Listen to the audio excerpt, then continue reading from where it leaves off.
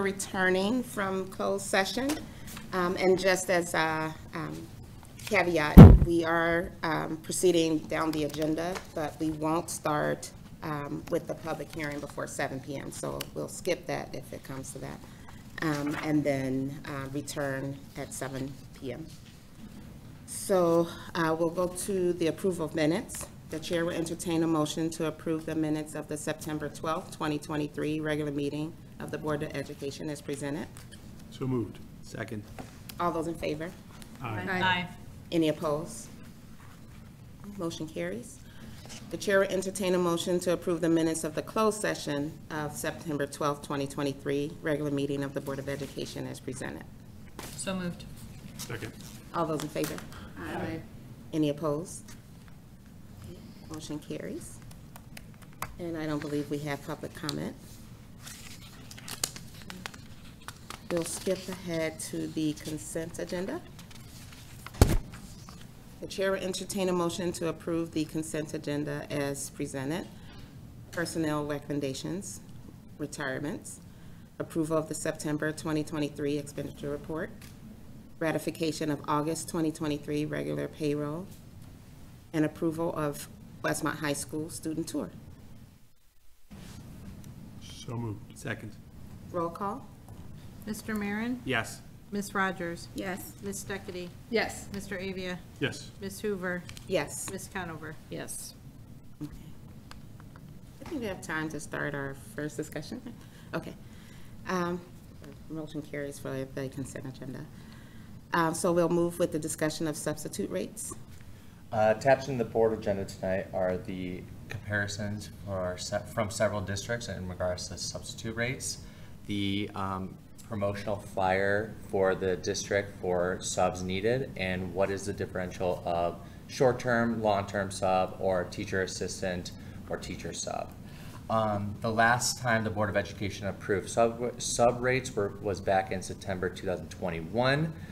Those current rates stand at $110 for a daily rate and $200 for a long-term sub. What consists of a long-term sub is an individual who works for 10 consecutive days at a current substitute position. That is for both teacher assistant and teacher.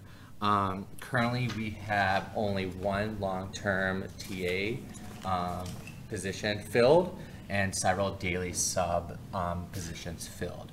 The goal is to be more competitive with area districts and competitive enough to create a larger sub pool. The district has been seeing a significant decline in subs availability and having a trouble filling sub roles, which puts a large burden on our teachers and teacher assistants to move around their schedules to internal sub.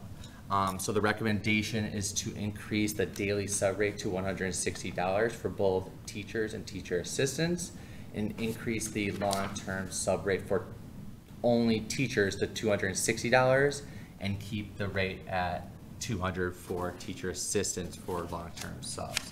And the reason for that stability for $200 is to ensure that a current TA is still making more than a long-term sub. By increasing it to $260, that's a significant difference than the average of teacher assistant hourly rates.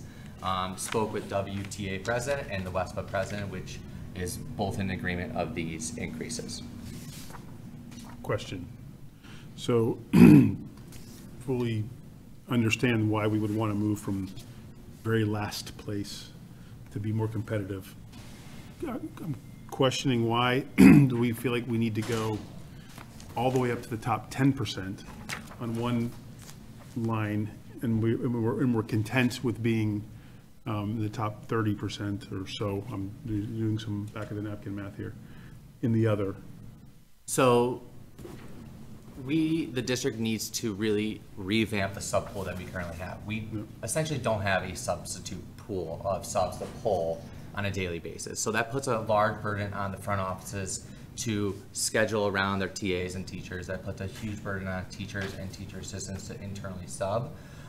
So all the internal subbings going on, that's actually more dollars to the district with the internal subbing, because they also additionally get their hourly rate. So to get to the maximum of $160, there is a savings on the district side, but to get to the top is to really start over and create this strong sub pool that other districts have that we do not.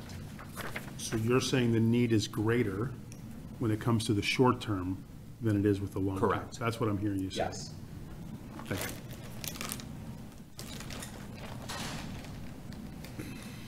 you. I appreciate all the work. It's very helpful to see this list of like where we sit. You know, I know that we had upped our long-term sub pay 2 years ago, roughly.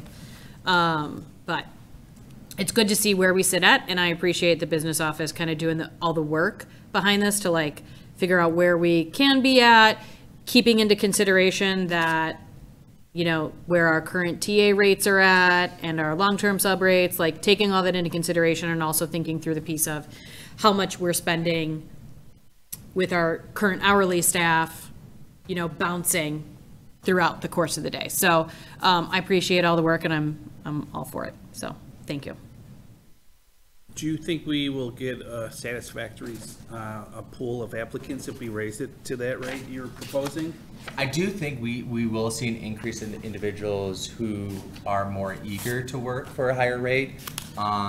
You know, COVID really changed how substitutes and filling absences work. Right now it's more of, you know, at 6 a.m., 7 a.m., a substitute get notification through our software, and they can either decide, hey, depending on the district, depending on the pay, I want to accept it, I don't want to accept it.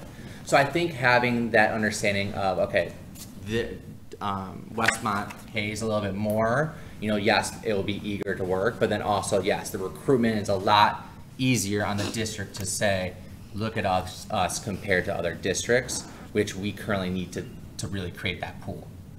Does everybody use like the same app? Yes, Okay, Frontline. okay. I was just going to ask, they're all on the same platform. They're all on the same platform. So it's a marketplace.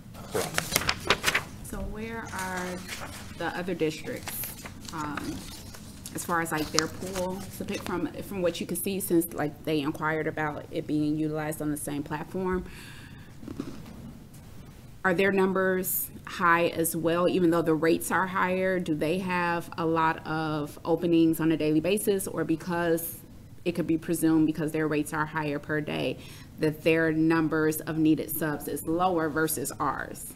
So all these districts, and also, you know, area districts, they've had a pool to begin with. Okay. And these rates were last year, but speaking to several business managers, even today, they're still seeing a significant decline in subbing. So they are also increasing the rates, but they already have a pool to begin with. We have a very, very small pool to sub. So we're really starting from the ground up to increase that pool, so then we could be sustainable. You know, I have reached out to several districts, a lot of them on this list, to start a cooperative to see if we can share the same routes and share the same subs and pull across districts. Some of them are for it, some of them are not, but it's an ongoing process to see if that can work for us. But we need to be competitive, so this will allow us to be competitive in the area. So currently, even though the same platform is being utilized across the districts, we're not sharing the same pool of individuals. We cannot, because there isn't a cooperative, and some majority of substitutes are loyal to that building and Right. loyal to that principal. So that's why a lot of the other schools have more to keep Pull from. and Okay. not share. Gotcha. Do we need to go a little higher yet to attract that pool? I think right now is the best we can do, you know, in line with our internal subbing, in line with our WTA salaries, and in line with our average WESPA. If we go higher, then there's a fear of individuals leaving our payroll and FTE to become subs, and we really want to cherish our staff and keep them. That makes sense. A question I had reached out to Anthony like last minute, I'm just going to repeat it today. I wanted to know what constitutes a need for a long-term TA, because with my knowledge in the buildings, the TAs moved around where they were needed. And I was assuming it was for a one-to-one situation, and did you want to go into that? Yeah, so currently, We have a large number of TAs, and a majority of them, if not all, are assigned to one-to-one or high-need students. So that is essentially, you know, the major impact of why the district would have to hire a long-term sub, is to ensure that there is support for that one-to-one student for a ongoing, you know, number of days. Right. And I just had a question about the flyers. I thank you for those, but how do you distribute that? Who does that go to? So that was actually created by Carla. She did an incredible job, and I think Edith and Anna, our PR department, will blast that out to social media, which I believe they have, but they will definitely do it again. And then we can talk to other schools to make sure that if there's any events, we can share those flyers, just because that really breaks down links and what it really entails to become a substitute, which will help all students. Backpack mail, maybe? It might be worth a backpack mail. Might be. Not bad, yeah. I always read my backpack mail. And there hasn't been a whole lot of backpack mail for a while. Mhm. That's it. Could I go back to, Can you go back to public comment? No, because I think we still wait for 10 minutes. right, that's why I said, should I go back while we have 2 minutes? For No, we can. public comment? I don't know. Do we yeah, have public comment? It would be at the end. Yeah. We gotta wait till the end now. Isn't there public comment? Not the hearing yet, At the because we end. still have time, so it's. And at the hearing, if Wait, they have It's public in the comment. hearing and at the end. Yeah. So if this So- public comment for hearing is at the end of the hearing, no? Right, well, I'm asking for a general public comment, Okay. not in regards to the, so we're gonna wait for the second round? We're gonna wait for the second round. Sorry, tried to get you in there before. Any questions about the sub rates? They will be effective tomorrow, without any retroactive to individuals who are currently subbing, upon board approval. Got it. Any other questions?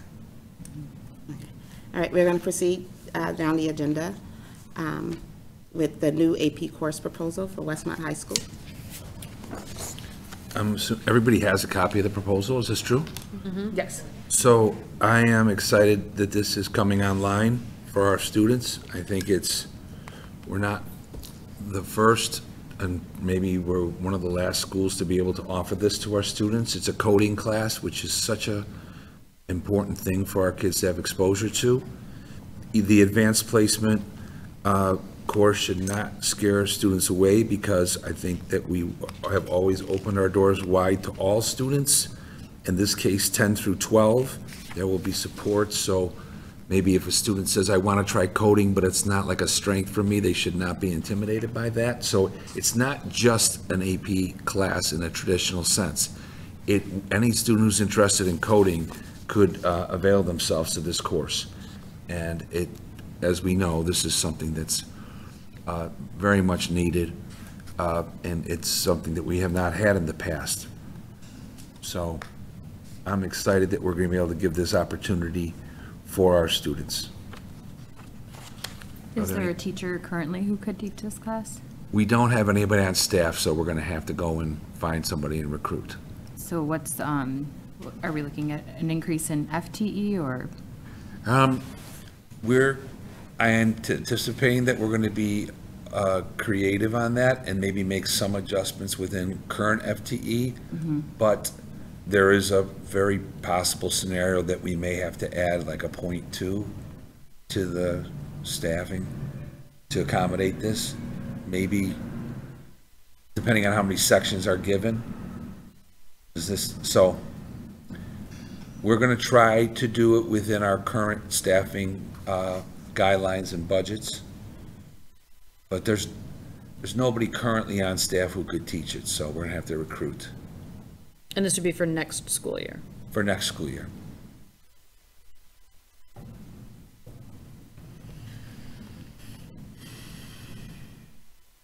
The most direct, and we might adjust some current FTE to cover for this, but I don't want to, and then all of a sudden, surprise you come next spring when we're budgeting and say, oh, I anticipate that it'll be a slight increase, like a 0.2. That's what I think. That was gonna be my question. So this is a discussion item here. What is the decision item that we might be facing at some point in the future? I think you just answered it, but. Well, tonight, it's just approving to put this in our curriculum, to give it as an offering. This is the time to start doing that. Technically, so at least we have this course on the books, it's an offering, and that's available to our students as an option. Now, there's a few things that but you're not technically approving any staffing tonight. That would come as part of the whole package. Right, clear. So students can enroll in the course even if we don't have a teacher yet for it? Well, yeah, so the first step is actually getting it on the books, Right. having it as an offering, seeing the interest level, and then we have to plan accordingly. And then as far as the interest level, I mean, it's a great class. I'm always like, whatever AP we can offer, that's fantastic. But it always is that balance of, how many teachers we have to teach all these AP classes. Do we have a minimum enrollment for an AP course to run? For a course like this, we would have to have at least like 15 or 16 students. Is that, I'm just curious, is that the case with all of the AP classes, or are they, Yes. The only exception we've made that's really an exception was AP Music Theory in the past. It's a really unique course, and we did it for multiple reasons, but that course sometimes ran with lower numbers. But the rest of the AP courses have very standard numbers. Okay. So it's not an issue. Okay. Everything else is, the Music Theory is the only place I know recently that we made an exception for that. Great. Yeah, I was just wondering about that, because it does get tricky if a lot of the classes are running with low numbers and you have to hire more people, but. Yeah. So for instance, we don't have honors US history. We only have AP or regular. So they're standard class sizes. Same with English. Same with the science courses. That we wouldn't run this. I think there's going to be interest, quite frankly, and I hope there is, but we wouldn't, if 8, 10 kids, 12 kids sign up for it, we probably would not run that. Is this the first AP computer science class that we're? Yes. It's the first, coding class that we've offered. Do we have other comp sci classes? Do we have other comp sci classes, or no? No. We have like an introduction class, but no, nothing like this.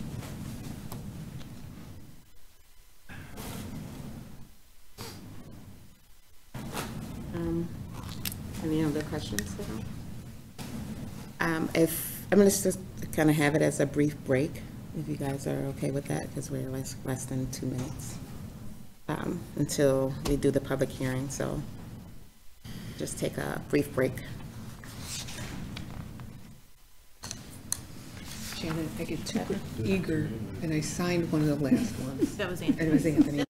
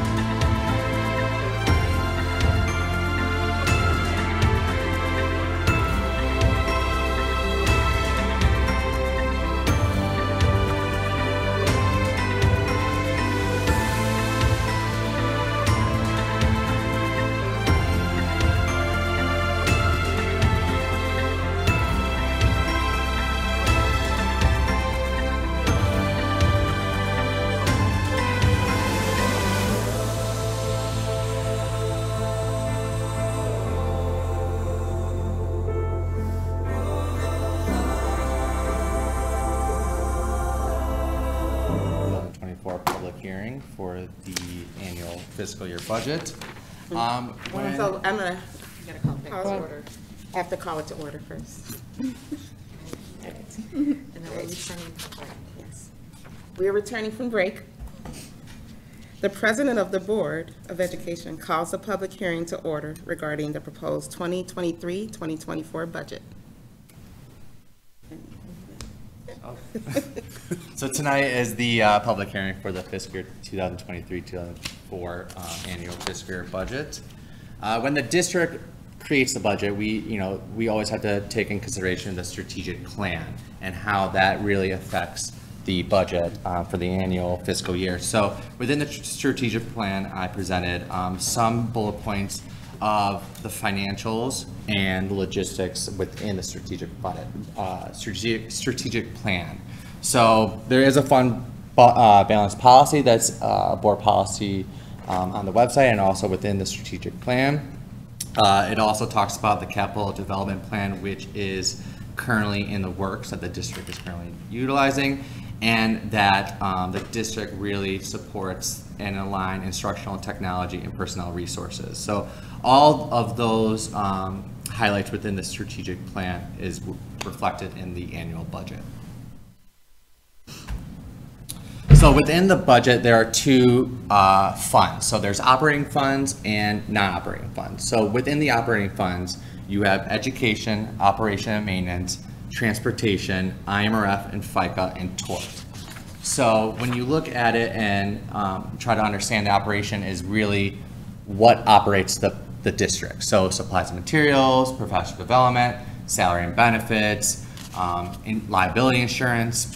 And then within the entire school budget, there are non-operating funds. So capital projects, working cash, and life safety. So those are more of construction, grants, and savings, the working cash fund. So between the operating funds, non-operating funds equals the entire school budget. Here is the budget timeline for this fiscal year. The tentative budget was presented on July 25th. On August 3rd, the budget hearing was posted in the local newspaper, and tonight is the hearing. So after board approval, the district would have to submit it to the ROE and the state by the end of the month. So looking at fiscal year 23, these numbers are unaudited. The auditors are coming in October. So once they go through the audit, there will be plus or minus differences depending on how they post transactions in what fiscal years. So looking at the operating funds alone, so education, operating maintenance, transportation, FICA, IMRF, and TORT, the budget was $31.3 million on the revenue side, and the district received unaudited actuals of $33.5 million. So that was roughly $644,000 better than budgeted. And on the expenditure side, on the operating funds, the total budget was $33.3 million, and the unaudited actuals was $34.2 million. So that was roughly $560,000 over budget on the operating funds alone. Looking at the non-operating funds within the budget, the revenue side was projected at $7.1 million, and the unaudited actuals was 7.2. $5.7 million of those figures are the working cash bonds for the HVAC project. So that was received in fiscal year 23. Looking on the expenditure side, the budget was $7.1 million, and we actually spent $2.3 million. So there was a under budget of $4.8 million in the non-operating funds, and that was because of the large expenditures of the HVAC project is being spent this fiscal year. So an overview of the operating and non-operating funds. On the operating funds, the projected or the total revenue was $33.5 million, and the expenditures was $34.2 million. So that is an unaudited deficit of $800,000. And then on the non-operating funds, there was a surplus of $4.8 million. And again, that consists of the working cash bonds. Moving on to this fiscal year 2024.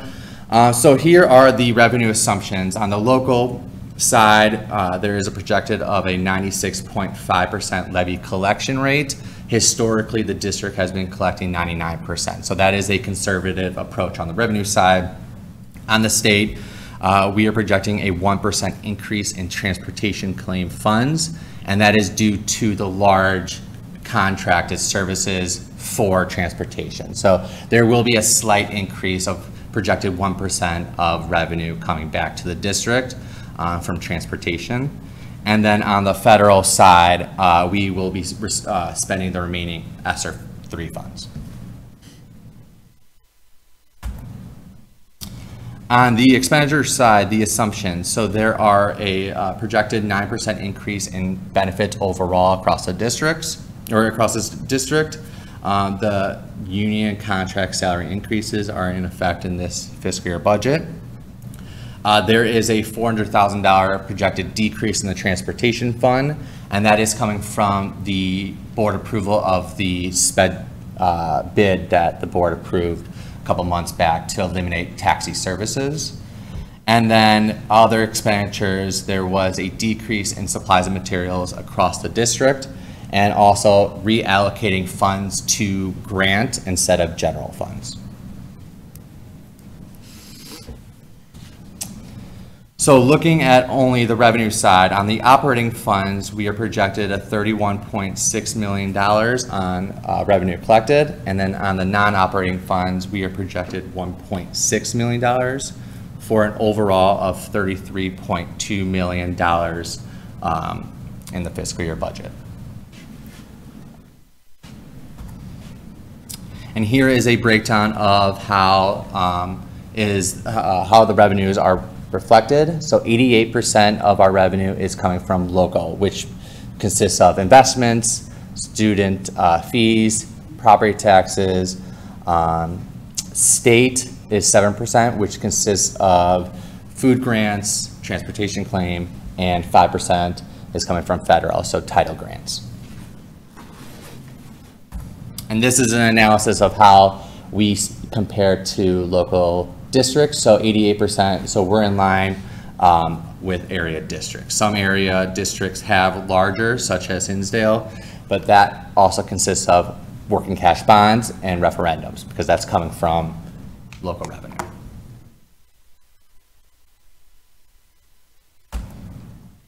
Looking at the total expenditures for this fiscal year, on the operating funds, we are projecting $31.6 million of expenditures. And on the non-operating funds, we are projecting $4.5 million of expenditures with a total of $36 million. And on the non-operating funds, it's all the remaining expenditures for the HVAC project. So breaking down percentages of the expenditures. So 69% of our total budget is coming from salary and benefits. 10% is coming from purchase services. 4% is coming from supplies and materials. And 19% is coming from other, which consists of capital improvements, dues and fees. But that 9% is usually lower because we don't have large capital projects like we do this year. So this is a comparison of where we are at with salary and benefits across the districts. So we are 69%, which is around the same percentage of the area districts.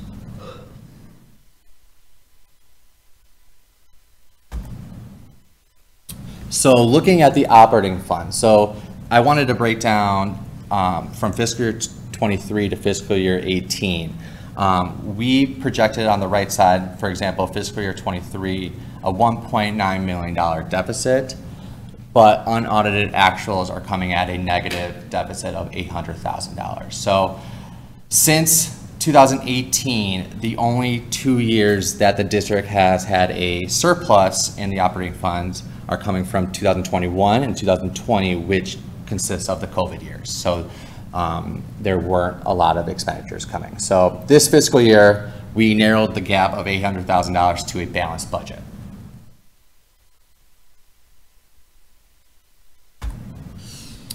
And then this is looking at the overview of all the funds for the fiscal year 2023-2024 budget. So on the operating funds, again, education, operating and maintenance, transportation, FICA, IMRF, and TORT is a balanced budget. And on the non-operating funds is a deficit of $2.7 million. And that consists of the HVAC expenditures that we have remaining. So the overall budget for this fiscal year is a deficit of $2.7 million.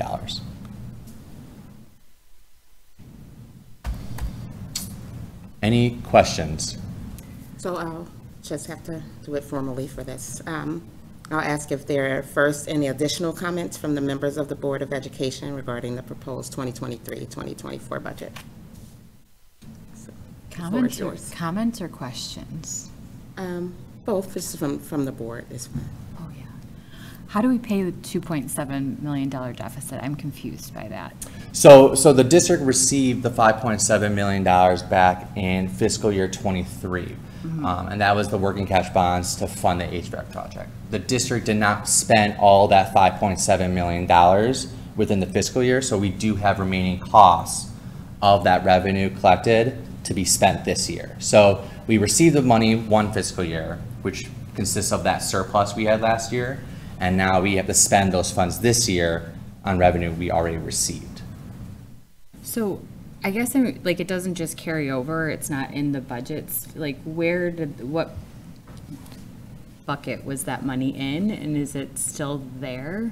So yeah, it is going to be recorded as our fund balance total, but as the revenue collected in the fiscal year, we don't collect it this fiscal year, but the money is going to be allocated to our capital projects fund balance. So when we spend that $2.7 million, that's just decreasing our fund balance in the capital projects plan. Okay, thank you. It is super confusing. Yeah. Right. It is like wildly annoying and super I just think it's confusing. so important to explain it, and then explain it again. I It's agree. confusing to Yeah. us, I think it's really. Which is why there were like confusing to the we were public. like, Anthony, put some more asterisks. So it's really, So within the budget, the districts have to really record what the revenue is being received in that fiscal year and what expenditures are being spent in that fiscal year. So being that in this fiscal year, we're not collecting the working cash bonds, we already did prior fiscal year. so we have it. We have We those just- funds, I see. but we are not receiving them in this fiscal year. Okay. It would be nice if there was like a 2-year, like a roll, like, if we Yeah. looked, if we were like, and look, look at it in it's 2 okay. years. Because with these big projects, it's very confusing in that way, especially when we're taking on funds in this way. Yeah. So when the auditors come in October and when the audit is approved either in November or December, the capital projects fund will have over $5 million in it because we received those funds last fiscal year. But towards the end of this year, or November and December of 2024, we'll see a decrease of that 2.7 that we're budgeting. So the money's there, we're just spending it this fiscal year. With that being said, this year's budget is balanced, though. And the operating Right. funds, Operating funds, to take the construction piece aside and the way the money's been allocated, that's causing the confusion a little bit. But the actual money that we're spending this year and the revenues that we're bringing in are equal. We've all worked really hard on that. That's important. That's a balanced budget for this year. yeah, so looking at the historical operating funds, since 2018 and back, the district's never had a balanced budget within the operating fund. So it was a huge take, not just on the business office, but all administration and frankly, all staff and within the district, because we have to reallocate some funds for supplies and materials, and it's really affecting kind of how we operating the district. But we are just reallocating those funds to help our personnel staff. But it's great to see that we're going in the right direction. Yeah, on that, after looking at the chart you have up, thank you for locating 1.1 million last year that we anticipated we were going to be under. So yeah, we're headed in the right direction. And next year, when it says FY '24, the actuals will show no. The budget is projected, so So and just within the the- operating funds, it is projected balance. Yeah, so I just want to say another thank you. Yes. Business office team, literally every staff member, this budget touches every single staff member, and there's not a single person in this district who's not affected by it in some way. And I know that everybody had to make thoughtful decisions to get us to a balanced budget, but this is the health of our district. Like, we show it in the budget, and I know this was not easy. Every single school had to really take a look at everything. And we're doing it without taking away from the kids. We're not cutting classes, we're not cutting teachers, we're not like taking away paper and pencils. We're doing it without affecting the kids, but it did take a lot of work and a lot of deep, thoughtful conversations to get here and actions to get here. So I want to say thank you to you guys, to everybody in the office, to every staff member, because I know it wasn't easy. And this is a great sign of a healthy district, and that's what we're trying to have. So thank you. I just have one question. The local revenue comparison, we're at 88%. How historically have we been? You know, and how is like Downers Grove at 73 and we're at 88? So historically, we've been at the kind of around the 88, 89, 87 range. Being that Whedon and Downers Grove 99, it really is reflected on those tax rates within the district and also investment interests. So I can't speak within the local revenue, but many factors such as property taxes, local fees, interest generated, all take into consideration that local source. So, okay. But historically, we've been around Around the that. high 80s, correct? And we're very similar to Lyle, which is Correct. 89. So- Exactly, so that's exactly. apples to apples there. Exactly. So yeah, and within these districts, yeah, Lyle is our comparison, so we're in line with them. Thank you. Yeah, just one quick question. When I look at your revenue assumptions, the 96.5 levy collection rate, which you said is conservative and is obviously the right way to do a budget. I think I heard you say that historically we're collecting at 99%. Is that what I heard? you say? Correct. We usually collect at 99% historically. That difference accounts for about how much, do you know? $475,000. Thank you. It's almost like you knew that question was. I knew that, yep. I didn't know that question was gonna come up. I think similar, Kevin pointed out the one comparison, the salary and benefits comparison, I think it's nice that's included as well, because, I mean, that indicates that we invest in our teachers also, and, you know, attract quality candidates. That's a piece of that. So it's nice to see that we're really competitive with that, salary and benefits. I like the fact that the single biggest assumption on the revenue side has an upside, and the single biggest assumption or piece of the expenditures is kind of locked in. Yes. And so that's nice. Yes, and, you know, I know the board at the last meeting approved the benefit cooperative. As a, you know, overestimating expenditures, the cooperative savings wasn't added in this budget, to be on the conservative side. Because you have that at, because it's 9% increase? So, yeah, so the 9% increase is taken into consideration if we did not join the EBC cooperative.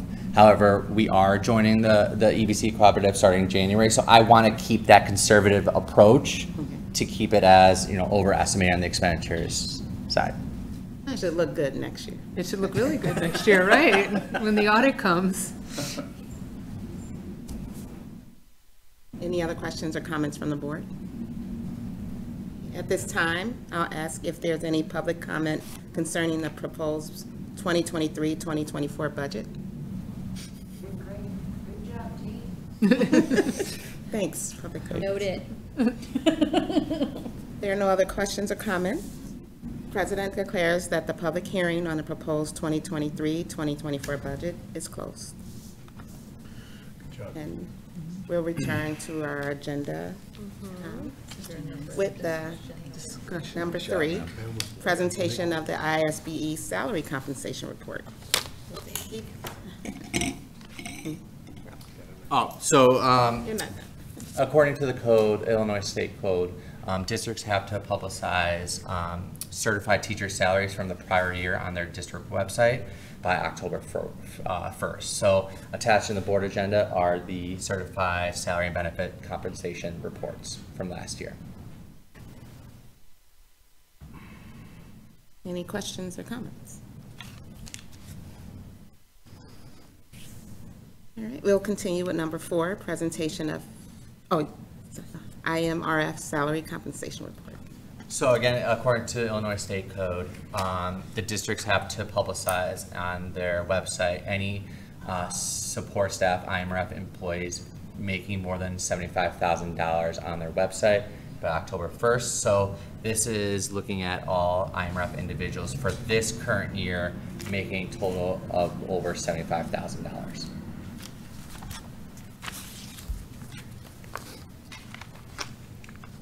No questions or comments?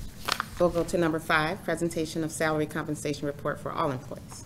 So again, the school code mandates school districts to post all compensation for all employees on their district website. So attached in the board agenda are all compensation, salary, and benefits for all employees from last year. Any questions or comments? All right. We're moving to action items. Bear with me. We'll start with the adoption of the 2023-24 budget. The chair will entertain a motion, whereas the Board of Education of Community Unit School District Number 201, County of DuPage, State of Illinois, caused to be prepared in tentative form a budget, and the secretary of this board has made the same conveniently available to public inspection for at least 30 days prior to final action thereon.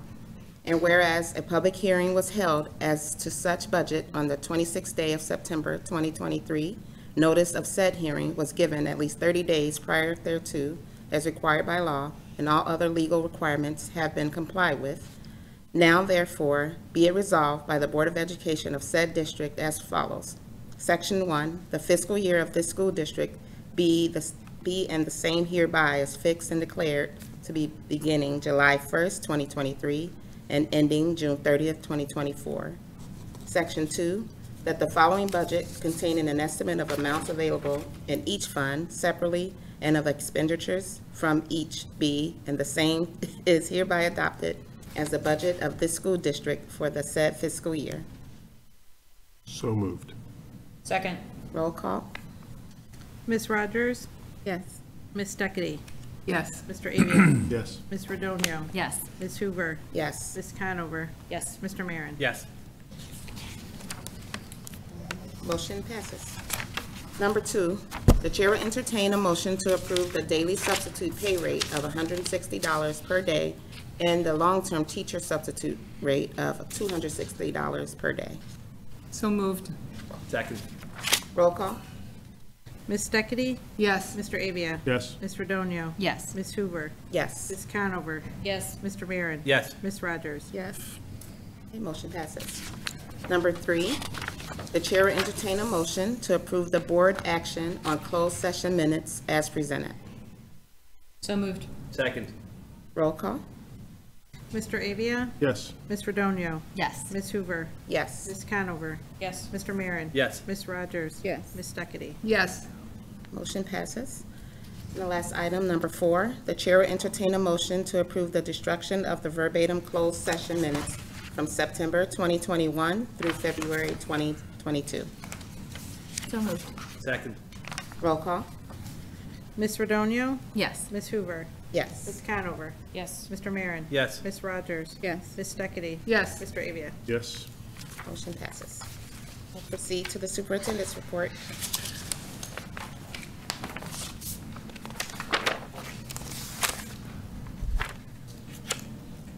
Anthony, will you help me if I need to get this PowerPoint going here?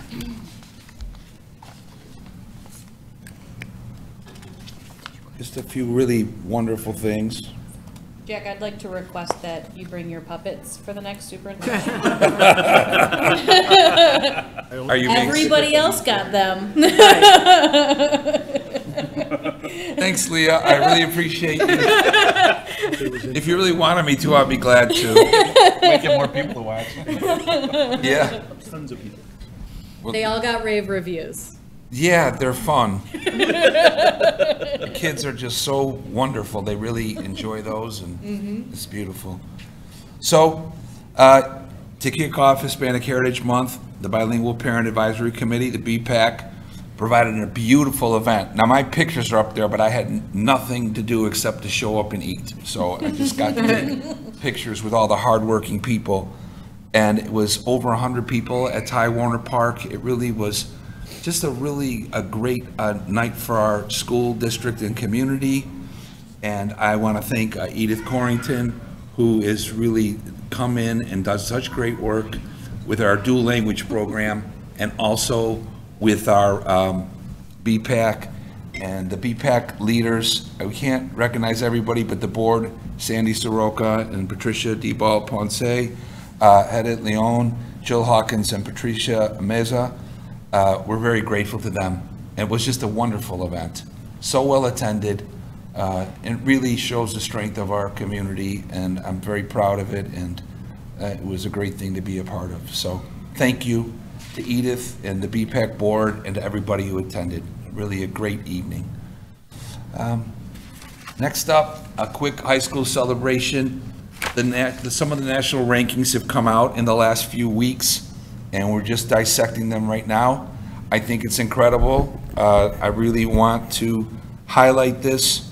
And I want to say, all of this data is present at the district office. If anybody wants to go through those Excel spreadsheets the way that we have, right, Shannon? You can come and look through them, and it's extremely impressive. But when we poured over the rankings, there were only 4 high schools in Illinois out of over 650 that earned the highest possible rating in 4 different district rankings. So that's the highest rating in Blue Ribbon. Exemplary is the highest rating from the Illinois State Board of Education. U.S. News and World Report, top 25 in Illinois, and then 10 out of 10 grade schools, which is a system that ranks every public high school in the United States on a scale of 1 to 10. So there were only 4 high schools in Illinois who received the highest rating in each of those categories. They are Deerfield High School, Glenbrook North, New Trier, and Westmont High School. That's pretty incredible, especially when you look at the next slide. The ISBE summated designation ranks schools from 1 to 665. So Deerfield on that ranking was 37, Glenbrook North 16, New Trier 32, and Westmont High School was ranked number 2 of 665 on that ranking. Now, when you look at the diversity, it is the thing that I may be most proud of is how diverse our school is. That is a strength. We've always known this, but we look very different, and I'm proud to say that, than the other schools that earn these high honors. So literally 10 times more of our students live in economic poverty. The other schools are not really very diverse. We represent close to national averages in those categories, and it's a source of strength and a source of pride. And that doesn't even take into account the #1 ranking in 5 Essentials, or top 1% in the Washington Post Challenge Index, or the A+ rating on Niche. But I'm really proud of the work that we've done as a school community to make that happen, and that it's ongoing, and we're committed to continuous improvement. But a huge congratulations there. At the junior high, I am so incredibly proud of Amy and her team. They are really digging in with their action plan on a continuous improvement journey, and they're feeling it. We're asking them to look at things differently, and they are really getting after it. And that's hard to quantify at this point, but I think are on a path to becoming one of the most improved schools in the state. But this is the early work that isn't always easy in the change process. So we're feeling that. But it's beautiful, and the teachers and the admin there are digging in, and so are the kids. So it's really impressive. At Manning, the same thing. They're off to a very strong start. Lindsay and her team, once again, are doing some incredible work. And their commitment to continuous improvement and enacting the action plan, it's a beautiful thing to see. And I couldn't be more proud. Because now when you're in that, transition, when you're in that change valley, that's not always easy, but it's really powerful. Miller had some really big challenges that they're still working through, but I saw the strength of that school and the incredible commitment and love for our kids that they demonstrate. It's so impressive, and I just want them to be recognized for that. And at South School too, the screening went extremely well. They're welcoming in our newest students and providing excellent services. So, we face challenges. We face challenges at the beginning of the year, and we've got continuous improvement that's always on our mind. But what I really am most impressed with is the genuine commitment of our entire team to dig in and look at how we could get better. And it's appreciated and noticed. So that's my report. Thank you. Questions or comments for Jay? I Did did- you try everything at the BPAC? Huh? Yeah, that was such a beautiful The event. food was Yeah. I do want to point out, I've had a lot of parents point out on the U.S. News and World Reports, they want to call us number 14 because they're not private or charter schools, like number 14 out of public schools, so we technically rank a little higher. It's important. Oh, I forgot one other quick thing. The legacy, and Carlos mentioned this last time, that was such a beautiful and powerful program. Hundreds of community members were a part of that. And the Manning dads too. I just happened to be visiting Manning one day, and there was a group of a dozen dads out there at the playground interacting with the kids. That's really a beautiful program, It's more qualitative in nature when you look at it, but it's our adults, our parents connecting with our kids and making a difference. It's really appreciate those efforts. So I'm going to piggyback off of Jack a little bit in board reports and with my board reports to say that kind of on the end with the arts and the band, they sounded amazing with the homecoming presentation. And so, and you, right in line, I don't know if people realize it, what we approved in our consent agenda, but also approving, building upon the band and their numbers and just the kids and all the work they're doing, but doing their tour. They're going to be fundraising a lot for that. It looks like an amazing trip for them. Yeah, I think it's just an amazing group. It speaks to the arts, but also wanted to kind of have the parents, as all parents are coming around and volunteering and have so many things that they're volunteering for with the craft show that we'll hear more about, but they're in need of volunteers as that comes closer because it's a huge event that attracts so many people, I think more and more each year. So stay tuned, keep your ears attuned to all the I guess the postings about that. And for the Brand Craft Show, I think it's December 2nd, and it's part of holidays. You're going to hear more. And then also something to keep, for the community to keep their attention to is of our equity report that's soon to come out. And I have kind of a straw poll to ask of the board about how we get more information and find out about that. That information is coming, and we have to have a date of how we want to look at that information. And so I'm asking for a straw poll to say we have a special meeting to dedicate time to really present that and have questions. We can have a special board meeting where we discuss it a little bit more and delve into the data, or we can start with a committee and invite more of our community in that. And we're not making decisions or anything, but at least there's an ability to get community members involved, and it can be more of a discussion. So I know I'm kind of So asking you're your thoughts asking and for your, strategic plan meeting, strategic plan committee meeting, or special board meeting? Yes. Straw poll, okay. and so we can go around and you can let Sure. me know. And then what we're going to do is just basically take your vote and then plan accordingly. Special board meeting or strategic plan committee meeting discussing this data, the equity report data. For me, I would like a committee meeting. I'd like to hear more opinions. Committee, I think that it's what we're trying to go towards is committees, and then the committees reporting into, the boards. So strategic, and I think this fits exactly into strategic plan committee, which we're all like automatically part of. Yep. I would want a special board meeting so we can dig and understand the information we're getting, rather than a larger group of public trying to also understand. If we can understand, then we can bring it to the public and do a committee meeting later. And skipping me, taking privilege. Oh, I'm not sure I feel strongly one way or the other, so whatever everybody else decides. Okay. Yeah. Committee meeting feels a lot more inclusive to be talking about inclusion. I would say a committee meeting. So I'm just going to take that with the majority and say a committee meeting. We'll discuss.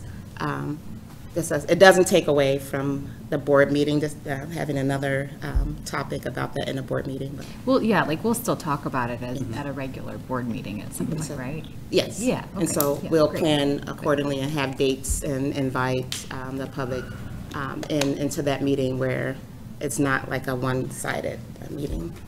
They're involved in that also in seeing the data. All right. That's all for me for board reports. I'd like to say thank you to everyone. Homecoming weekend was a blast. Thanks for the support of all the families and volunteers. It was a nice spectacle. We did have families that brought smoke machines and confetti machines, and it was just crazy chaos, but the kids love it.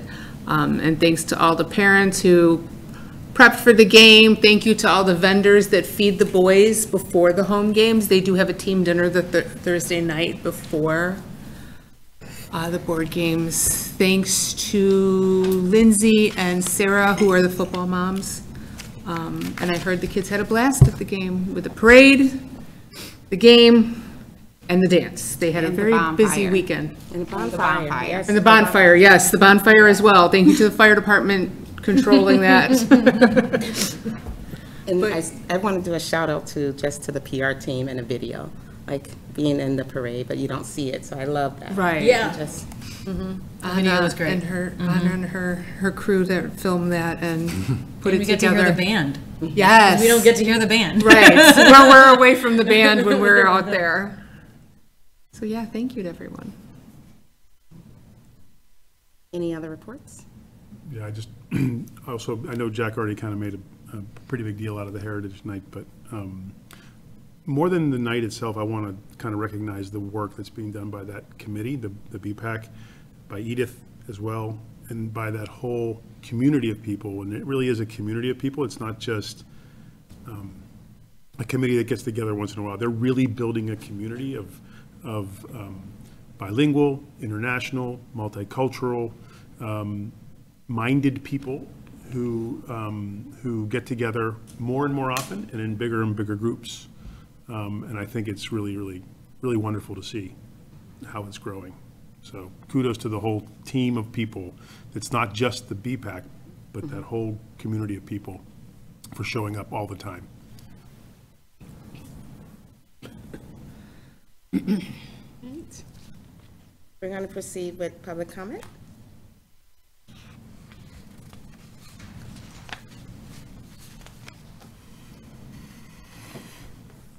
We have Heather Booth. Thanks. Hi, my name is Heather Booth. I have two students in the district, one at the junior high, one at the high school. I have two things I wanted to comment on. One, Mr. Balderman talked about the junior high and the strides that they're making, and I just want the board to know that the kids notice that too. I have an 8th grader, and she comes home, and I'm not even kidding, like unironically excited when she gets a high five from you. Which, like you all know, 8th graders, that's unheard of.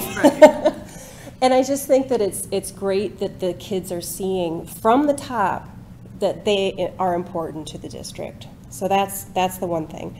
The other thing is I'm involved in the band boosters for the high school. We're so excited about the trip to Disney. I know it's a huge deal, but the band boosters, I'm a part of the executive committee. We've already started talking about how we can, increase fundraising in a way that would benefit all parts of the arts, not just the band, but the choir and the visual arts as well. The last time, it's been a while since I came and did a public comment in front of the board. The last time I was like, on bended knee, please pay attention to the band program because it was suffering. And I am so, so thrilled by the direction that it's moving in. Allison Biederman has really created a culture of teamwork and trust, not just among the student musicians, but among the parents as well. She's really building this program that we believe in, that we want our students to continue in, that we see success in. In the last year now with Mr. Kaprowski being a part of that too, I really see great things happening for the music program and the band in particular. And nobody's a bigger fan of that pep band than Allison. You can see her, like, it's really quite a treat to see her cheering as the student director, the drum major, thank you.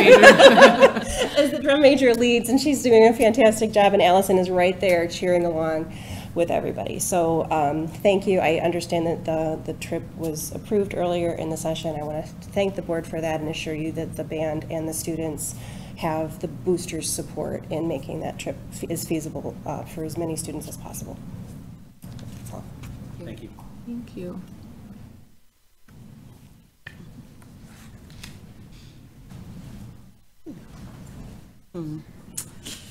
Who's this? We have Dana Hayjack. Hi, my name is Dana Hayjack. I have 3 kids in the district, 2 at the junior high this year, almost got that wrong, 8th grader, 6th grader, and I have a 3rd grader over at Manning. I'm also a sub in the district, and this isn't so much to you all, but keep your ears open because there's a couple tips in here. But this is more so, I know we're talking about sub pay, we're talking about getting a pool, we're talking about all these things. The #1 barrier to me when I was becoming a sub is I don't even know what to do. I don't know what this job entails. I don't know what you're asking of me. So when, at the time, the principal at Miller came and asked me personally for me to do it, my first thing was I don't know how to do that job. That's not what I'm trained to do. I'm not a teacher. I didn't go to school for this. How much do I need to know? Do I need to know Common Core math? Because I can barely do it with my kid at home. Like, these are the barriers that are stopping that pool from starting. You can raise the pay to $500 a day, and you're gonna get people coming and going, I don't know how to do this. I love that paycheck, but I don't know what I'm doing. So I feel like one of the biggest barriers we have right now is letting people know that, like, this is what we expect. This is what you should expect from us. You're not going to come into a classroom and be handed a book and told, teach chapter 2 and I'll see you tomorrow. The first time I went into sub, I was in Mary Powell's kindergarten class. First day back after we came back to in-person learning, and Mary Powell was brand new too. And the 2 of us looked at each other and we're like, we got this, we can do this. We know how to care for children. If you can care for children, this district is gonna help you learn how to teach them. Because what I've learned, being in these halls now, how many years has it been? COVID years, I don't even know how long it's been. But the staff has coached me up.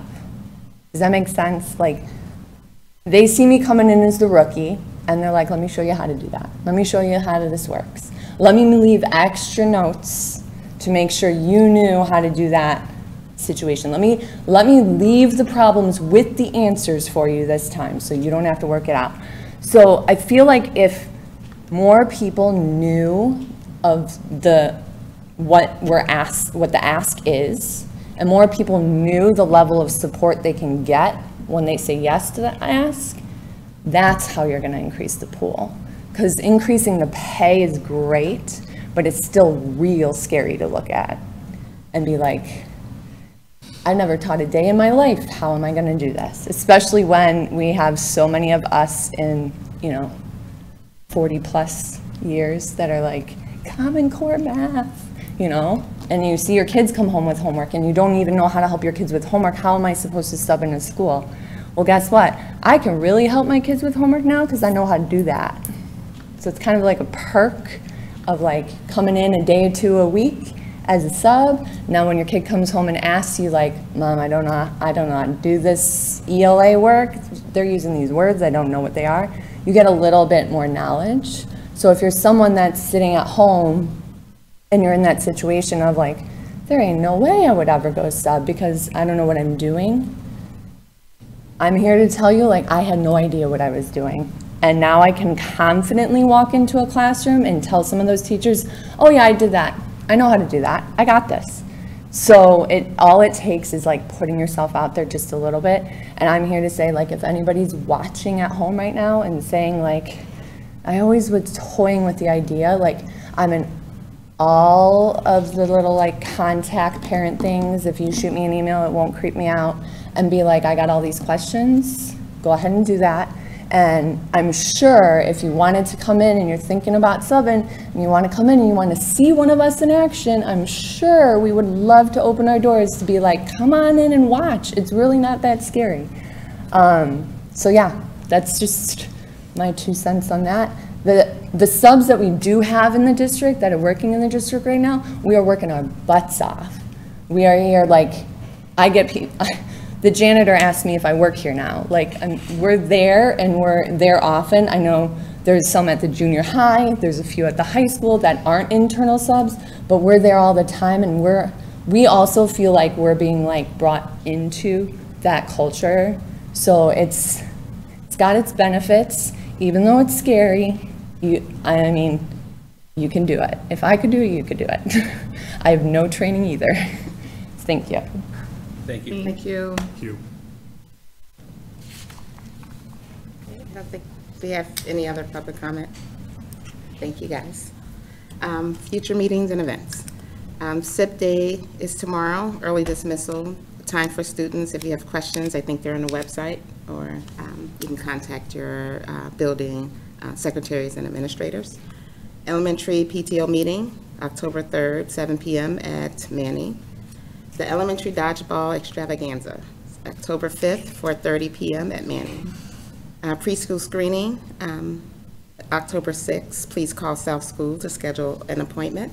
There's no school on October 9th. And then the next CUSD regular board meeting will be October 10th, 6 p.m. at Village Hall. We won't be returning to closed session, so the chair will entertain a motion to adjourn. So moved? Second. All in favor? Aye. Aye. Any opposed? Meeting adjourned.